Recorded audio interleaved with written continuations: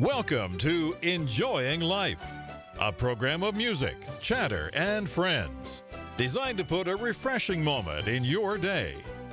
Now, please welcome your award-winning hosts, Dr. Jerry and Little Jan. Thank you, Paul. Thank you, Paul.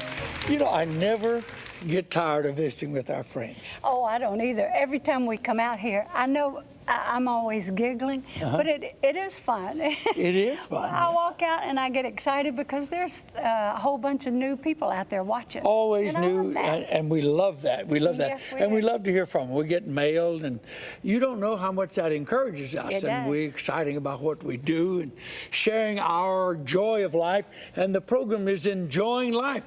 We enjoy life, don't we? We try to enjoy life. And our motto is take Christ as your partner And enjoy life. That's good. And we want to encourage you to enjoy life. Life is to be enjoyed. I believe God put us here in the middle of all this goodness, and we can enjoy His presence in our lives and our lives on this planet Earth. That's right. We're going to sing a song to start this program off. And I know I'm talking, it seems like most of the time here, but That's okay. you wrote the song because you heard your grandmother was in her last hours of life. It was. And you heard her, she was in the bed, of course, and you heard from the other room, you heard her talking. I did. And you went in there and said, "Who are you talking to, Granny?" And she said, "I'm talking to Jesus. He's walking around my bed." And you know, when you first wrote the song, the producers didn't give it a lot of hope. They said, you know, it may not be a good song to put out. They did. But then you sang it at the Grand Ole Opry with, you know, we saw that with the Richie Skaggs and some of those. And it went on, it caught on across America, became #1 in gospel. That's true. And then, strangely enough, to be a gospel song, it became #1 in Cashbox, the country magazine, too. Yeah, And it did flip over there. Well, folks ask for it everywhere we go. Are you ready to sing it? Let's go and sing it. All right. I want you to enjoy the song. It says, "Walk Around Me, Jesus." Listen as she sings to it. Walk around me, Jesus. Walk around me, Jesus. Walk around me, Jesus. Walk around my bedside, Lord. Before Mama died, she called us to the bedside, told us the Lord had been walking all around. And in the night, she closed her eyes. We could hear her singing, "Walk around me, Jesus. Walk around me, Jesus. Walk around me, Jesus. Walk around me, Jesus. Walk around my bedside, Lord. Now when I am praying, walk around. When I am praying, walk around. When I am praying, walk around my bedside, Lord. When I am dying, walk around.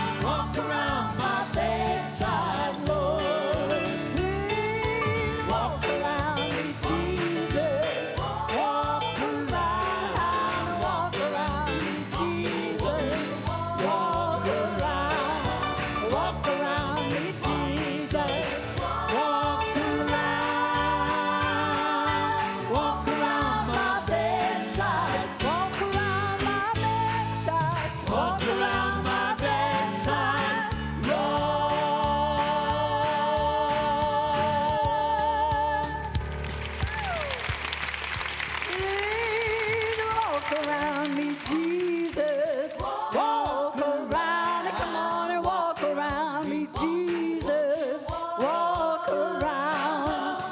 around me, Jesus. Walk around my bedside. Walk around my bedside. Walk around my bedside, Lord.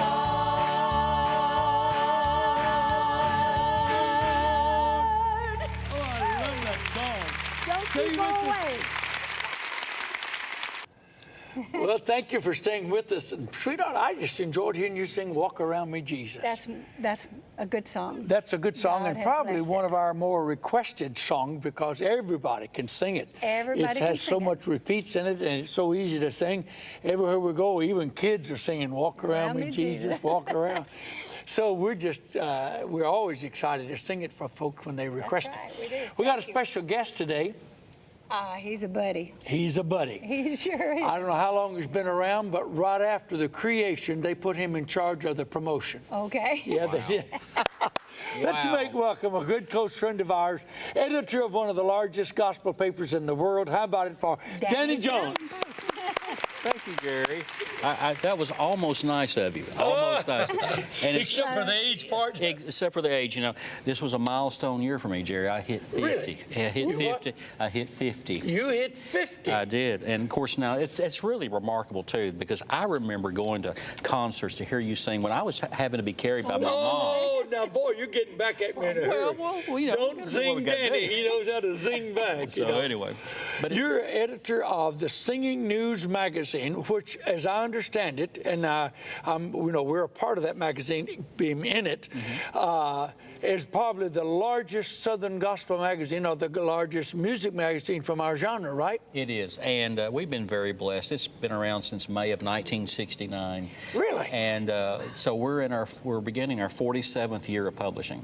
And we have published every month since then. And we check this out on the internet. Of course, everything you see on the internet is 100% true. Oh, yeah. So put the asterisk with this. But supposedly, Singing News is one of only 20 magazines worldwide that has never missed a month of publishing for 40 years or more. Oh, that's a wonderful, It wonderful is. So accomplishment. God has really blessed the magazine. And Now, how long have you been with the magazine? I have been with the magazine now 21 years. Really? 21. You came as a columnist, or Well, what was your first job? actually, what happened? Jerry Kirksey, who Yes. we all know and I'll love. tell you something about him in a minute. Okay, well, we'll make sure we get a really good story on him. He called me when Dina Searles had resigned to go to My work goodness. for I remember her. in her own public relations agency. And Jerry and I had known each other for many years. And he called me and said, "Hey, would you be interested in doing this?" Now, I've never set out to be a journalist. Never had dreams of doing anything like that. So when he called me, it was a little bit of a shock. But I felt a peace about it, felt it was the right thing to do, and lo and behold. Where'd you live when he called you? I was living near Asheville, North Carolina at the time. Really? I was working for the late Eldridge Fox. Yes, And in fact, we had only been there maybe 6 months, and Jerry called. And when you move into something like that quickly, I felt a certain obligation to Foxy and everyone there. And a neat story. Eldridge came to my office that day that Jerry called.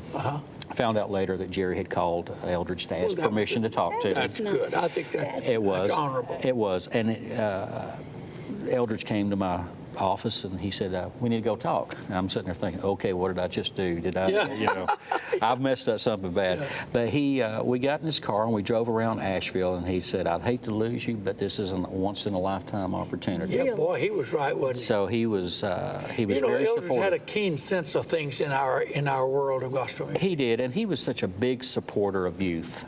He knows that, or he knew that everyone who was in gospel music at the time, their time will come, and it'll be time to move on. And so he was always looking for a young person to take this position or to do this or to something like that. And people like he and several others have, they have really contributed so much to gospel music other than just on the stage. Yes, but there's something, it seems like you seem to be always a person that in our industry, if they want to know something, when was a song big, or has this song been done before, or and I want to know when you started learning all this. But now let me tell you something. I heard Jerry Kirksey say one time, and Jerry was pretty blunt. He was a wonderful guy. I love Jerry and Carolyn. But one time he said that Danny Jones is a walking encyclopedia of Southern gospel music. Well, and is that true? I don't think so. I've just been very blessed because. Is that your memory, or you're just queen? No, it's because of my keen interest in Southern gospel Really? music. Whatever you have the most interest in, that's what you're going to pay attention to. That's your passion, That's my passion. So in that regards, my hobby is also my work. So God has blessed me with the ability to remember those little nuggets along the way. Now, I will get them messed up. Oh, really? Yeah, but well, that's because you're reaching 50. That's because I'm over 50 now. But the neat thing is when you do have a passion about something, it's never far away from you. Right. And that's what I've always looked at as gospel music, my passion. I've heard it said that if you love your passion or if you love your hobby, you don't worry about your job. If that be your job, then you don't worry about it. Because that's so much of really who you are. That's right. That plus the fact I'm the only one that has a complete set of keys to the building. That keeps me there. Well, now, when did you rise to being the editor, which is more than just, contributing with a column or knowledge or anything? Well, there was really no marked time. It just happened over time. Jerry gradually started easing out, wanted to stay at the house a little more. And then in 2000, at the end of 2005, the magazine went from private ownership to ownership by Salem's Communications. And that's when things started to begin to morph a little bit. And as I say, the rest is history. I've been editor-in-chief now for almost 10 years. 10 years? 10 years. Wow. It's about 9 3/4 or something. We read when you open the magazine, your column's right there at the front. How far in advance do you, it seemed like, now the last one I just read, which the magazine came in the mail not long ago, and it said, I almost didn't have time to write for this column. I just want to show you some things that are in this. Am I doing it right? You are. Yeah. And so I thought, Danny faces the same problem as everybody else. Every day, every issue. We have, because of printing deadlines, we have to prepare everything 45 to 60 days ahead. Really? And as a result, my column that is in there is the very last thing, because if there's something that happens last minute, we've got an opportunity to stick it in there real quick. Yeah. So that's why. But do you push that a little bit too? Well, I've been known to. I've been known to have to write something while it's at the printers. Oh. So, that's pretty good. Yeah. Well, it requires you to travel. You almost travel as much as a regular singer, don't you? I do. I've spent a lot of time on the road. Last year was rapidly approaching 80,000 miles. 80,000 miles? Do you travel by yourself? Listen, if you can travel, I can figure out how to do it. I've gone by myself. I've taken family. I've taken friends. I've flown. I've driven. I've ridden buses. The only thing I haven't done is take a hot air balloon. You want to go? Come on, let's go. Well, I don't know. That's not my cup of tea. I'll let you do that. All right. Well, it was worth a shot. Now, because of gospel music has now become a national thing. I remember why we call it Southern, because it kind of got its roots in the South, and then it grew, and now it's grown. Now there are Canadian conventions, and there are conventions elsewhere in the West Coast and all that. It has grown so much, and your magazine has grown with it. How far do you have to go? Just like the music, we have no boundaries. I will stay pretty much in the continental U.S., but don't be surprised if I show up in Alaska or the Bahamas or something like that, too. Yeah. Primarily, you can say Midwest eastward. You go on the West Coast, as you know, it's not as strong out there. Well, that's a wrong thing to say. You don't find as much Southern gospel out there. When Southern gospel does go to the West Coast, it's very popular. Yes, it is. very popular. So wherever it is, I'm willing to be there. And I think that's probably one of the successes of your magazine is that you are all encompassing. I remember when I was emceeing the Canadian convention, you know, they have a Southern convention, but theirs is in Red Deer, Alberta, Canada. And I've seen you there, you know, because that's a big convention for the Canadians, and a lot of the American groups or the United States groups go up there to sing, and you've covered that. So I've seen you there. And then on the West Coast, when they have their big convocations and you're there and covering that, don't you think that's one of the successes of your paper? Well, we've tried to stay in touch with not only just the industry side of it, but also the fans. Because you've got to have that good blend of the two. Yeah. You want to promote the industry, obviously, but at the same time you have to pay attention to the end consumer, and that in our case is the fans. Yeah. And what controls the size of your paper? The amount of news? well, Or amount of that is a long, drawn-out story. If we had a chalkboard, I could show you the formula, but here's what we do. Is it really a formula? There is, really? and part of it is set by postal regulations. Really? Now, you want to go down that road? No, we don't have that time. no, Okay. no. All right, but generally, it's a combination of advertising revenue, postal regulations that say you have to have a certain percentage of advertising versus editorial. So there are many things that come into play there. Plus, too. If there's a major event such as the National Quartet Convention or something, you know, the things tend to get a little bigger during that time because of key industry events. So there's so many factors that come into it. Okay, before we, because they're kind of warning me over there. We only got a couple, 3 minutes left, and we're so glad you're here. Oh, Stay glad to around. be here. But if people wanted to receive that magazine, we don't sell on the program, you know that, but we can at least tell them where to write. Where could they reach and to get ours? Very, very simple. Just go to singingnews.com and you will find all sorts Is that of... it? That's it. Very simple. Singingnews.com. Singingnews.com. You go there, you'll find all the information that will tell you exactly how to receive it. You can receive a copy in the mail, you can get it digitally, you can get it in several different formats. And of course, too, Jerry, I mean, we're like everybody else. We're all over social media. We have a Facebook page and things like that. So check it out, singingnews.com. Yeah, and you know, we get mail, because of the internet, we get mail from the West Coast, you know, because you can see it anywhere in the world. Right. So we get things. And also, in the newspaper, there's a section for West Coast. Specifically speaking, I like that, you know. Well. And then you got the part that covers not only the West Coast, but you have a Canadian part in We there. do. It's called Canadian Connection. Canadian Connection. And then Sheila Howell, mutual friend of ours, she Yes. writes Northern Notes for us. So Northern we've Notes? got all four borders covered. No, all four coasts. Well, 2 borders and 2 coasts. We've got them all covered. Well, you're like an editor that's sort of going through the merchandise. You want to make sure that the wording's right. You've got to be there. Plus, too, you don't want to come off saying like, well, he really didn't know his geography. Oh. So there's always a hidden motive. Well, listen, we're so glad you're with us. We're so glad you're Honor. here. It's an honor. In just a minute, we're going to take a break. You're not a singer, are you? Not a bit. The world is not ready to hear me sing. But we're so glad you're one of our leaders. We're so glad you're one of our leaders. Very kind. Because you don't sing, and this is partially a singing program, we're going to close out the program today by Jan's going to sing a song, and I'm going to sing a song. And rather than us singing a duet, which we normally do, she's going to sing a song that she wrote, that's one of her favorite songs that she wrote. I'm going to sing a song that I wrote, never made big charts, but it's one of my favorite songs that I wrote. Okay. So it's something you'll want to stay tuned for, and you can enjoy it. Right after the break, we're going to do that. Glad you're with us. God bless you, Danny. You too, sir.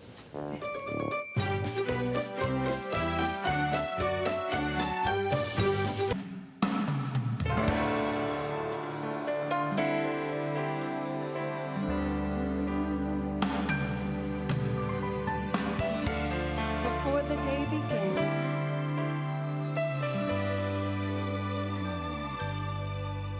before the day begins, I wake to sing a holy hymn while the flowers still are wet with morning dew. My soul sun comes breaking through, I wake to sing a holy hymn. Holy, holy, we give thee praise for the Son of thy love.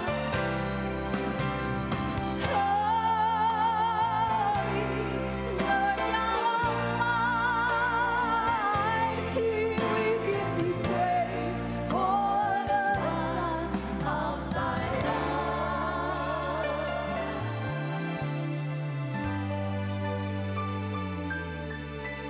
Now I lay me down to sleep. I pray my soul he keeps. Jesus, keep me in the night. Wake me with thy morning light. My soul he renews before the sun comes breaking through. I wake to sing a holy hymn.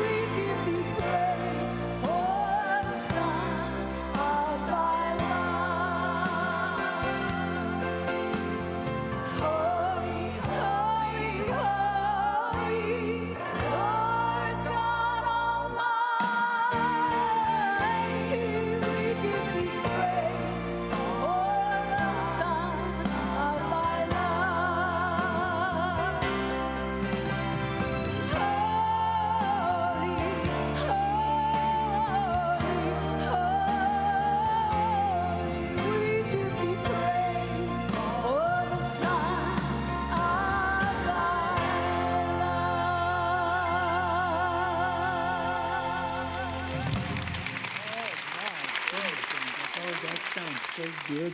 That sounds so good. You know, a lot of people don't know Jan's an early riser, and sometimes she's up before I am. And this was some time ago, but early in the morning when I got up, she usually uses that time for Bible reading and prayer. And she had written this song early in the morning. Yes. Sounded great. Yes. You can let me sing one of my favorite songs? I want you to sing a song that I love very Okay, much. all right. Sing it Thank to you me. so much. You know, this song is never made the big charts. I never released it but it's a song that sort of tells a story that I love to tell. I want you to listen. God laid this song on my heart, and when I put the words to it, it spoke my heart.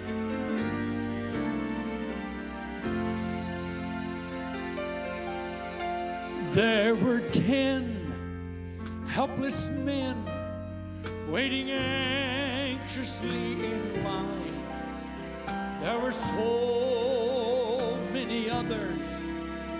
Would the master take time? But they cried even more, oh, have mercy on me. And above all the roar, Jesus heard their feeble plea. Jesus stopped everything when he heard them call his name. Oh, thou Jesus, Son of David, are we calling in vain? Like those lepers, I was lost, but he found me in time. So let me stop and thank you, Lord. Don't let me be among the nine. But only one came to Jesus to say, thank you, Master. Thank you, Master. for healing today. Like the leper, I was lost, but he found me in time. So let me stop and thank you, Lord. Don't let me be among the nine. But only one, oh, only one came to Jesus to say, thank you, Master. Thank you, Master, for healing today. And like that leper, I was lost, but he found me in time. So let me stop and thank you, Lord. Don't let me be among the nine. Don't let me be among the nine. The nine.